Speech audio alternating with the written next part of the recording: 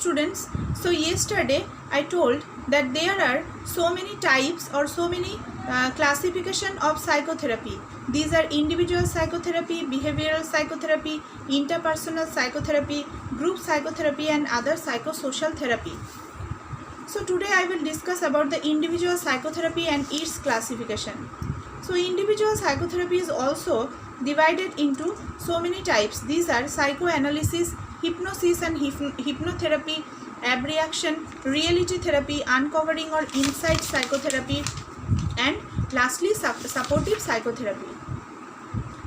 So individual psychotherapy conducted on a one-to-one basis. Yesterday also I told that individual psychotherapy is conducted on a one-to-one basis. The therapist treats one person at a time. The effectiveness of such therapy depends on the patient-therapist relationship. Types of individual psychotherapy include those psychoanalysis, hypnosis, abreaction, reality therapy, uncovering and supportive therapy. So what is psychoanalysis? Psychoanalysis as a form of therapy is used primarily in psychoneurosis by bringing about the basic modification in the personality. So it bringing about the basic modification in one's personality. This is done by establishing a constructive therapeutic relationship. The specific method used to achieve the effect of therapy are free association, dream interpretation, analysis and of resistances and defense used by the patient, working through the feelings and experiences revealed by the patient during transference. Every interaction lasts for 45 minutes, 4 to 5 days a week for approximately 3 to 5 years. It is an expensive form of therapy in terms of money and time. তাহলে individual psychotherapy ভেতরে যে psycho analysis যেটা করা হচ্ছে এটা সেই পার্সনের basic personality মডিফিকেশনের জন্য করা হচ্ছে এবং এটা হচ্ছে মোস্ট এক্সপেন্সিভ একটা থেরাপি, যেখানে এই ওয়ান টু ওয়ান ইন্টারাকশনের মাধ্যমে free association, dream interpretation analysis মানে সেই মানুষ কী ধরনের স্বপ্ন দেখছে এবং সেই ধরনের স্বপ্ন সে কেন বারবার দেখছে সেটার মধ্যে কি যুক্তি থাকতে পারে সেই অ্যানালিসিসগুলো এই সাইকো অ্যানালিসিসের মাধ্যমে করা হয়। Hypnosis and hypnotherapy second type, hypnosis and hypnotherapy এটাও একটা individual psychotherapy. Hypnosis is a superficial or deep trance, a somnolent state or sleep like resembling sleep, মানে এটা স্লিপের মতো মানে মনে হবে ঘুমাচ্ছে কিন্তু এটা অ্যাকচুয়াল স্লিপ নয়। It is induced in the patient by suggestion of relaxation and concentrating attention in a single object. এটা একটা পেশেন্টের ওপর প্রয়োগ করা হচ্ছে একটা সিঙ্গেল অবজেক্টের উপর ফোকাস করে এবং তাকে একটা রিল্যাক্সেশন দেওয়া হচ্ছে। The patient client becomes highly suggestible, submissive and abundance control the response to therapist influence. He can be induced to recall forgotten events, becomes insensitive to pain, gains relief from tension, anxiety and other psychological symptoms. It affects behavioral change and controls of attitude.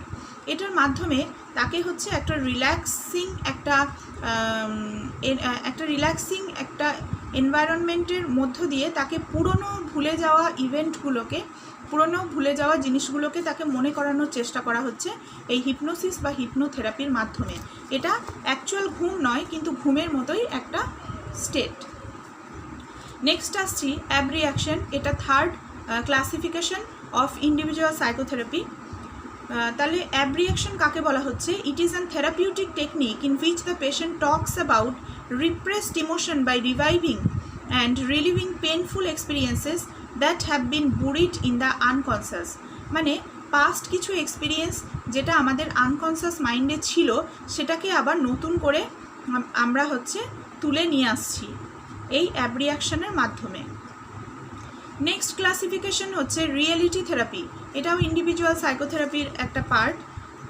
This is a psychotherapeutic technique which focuses on the present behavior and development of the patient ability to কোপ with the stress of reality বা বাস্তবের মধ্যে যে স্ট্রেসগুলো বা স্ট্রেসাসগুলো রয়েছে সেটা থেকে relief করার জন্য এই থেরাপিটা দেওয়া হচ্ছে।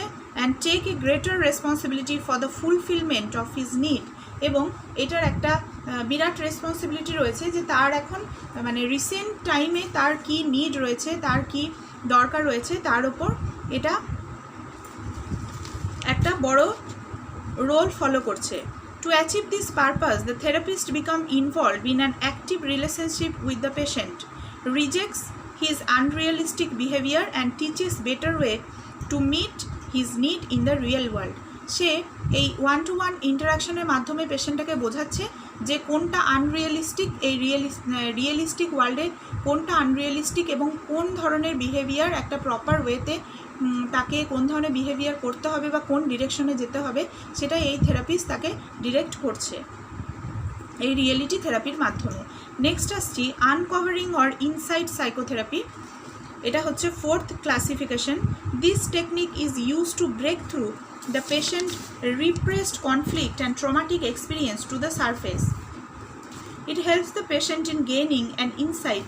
The patient explores different methods to cope with the problem once he gains an insight into his conflict or problem. তাহলে পেশেন্টের একটা পাস্ট এক্সপিরিয়েন্স বা পাস্ট একটা কোনো ট্রমাটিক এক্সপিরিয়েন্স সম্পর্কে কোনো কনফ্লিক্ট রয়েছে, কোনো অন্তর্দ্বন্দ্ব মনের মধ্যে রয়েছে, সেটা এই প্রক্রিয়ার মাধ্যমে সলভ করা হচ্ছে। এবং লাস্ট যেটা টাইপ ইন্ডিভিজুয়াল সাইকোথেরাপি সেটা হচ্ছে সাপোর্টিভ সাইকোথেরাপি। তাহলে supportive psychotherapy it is a form of surface therapy. The therapist helps the patient client to relieve emotional distress and symptom without probing into the past or attempting to change or alter the basic personality of the individual. তাহলে supportive থেরাপির মাধ্যমে তাকে হচ্ছে যে emotional distress থেকে relief দেওয়া হচ্ছে এবং তার হচ্ছে যে বেসিক পার্সোনালিটি রয়েছে সেটাকে অল্টার বা চেঞ্জ করার চেষ্টা করা হচ্ছে। The therapist reinforces the existing defences used by client and utilizes various techniques such as ventilation, environmental manipulation, persuasion and re-education and reassurance. তাহলে সাপোর্টিভ থেরাপির আবার কিছু ভাগ রয়েছে যেটার মাধ্যমে আমরা সাপোর্ট দিয়ে এই তার বেসিক পার্সোনালিটিটাকে অল্টার বা চেঞ্জ করার অ্যাটেম্প্ট নেওয়া হচ্ছে এবং তাকে ইমোশনাল ডিস্ট্রেস থেকে রিলিফ দেওয়া হচ্ছে। এটারও কটা টাইপ রয়েছে, যেমন ventilation, environmental manipulation, persuasion, reeducation and reassurance. এটা আমি পরের ক্লাসে ডিসকাস করব। Thank you.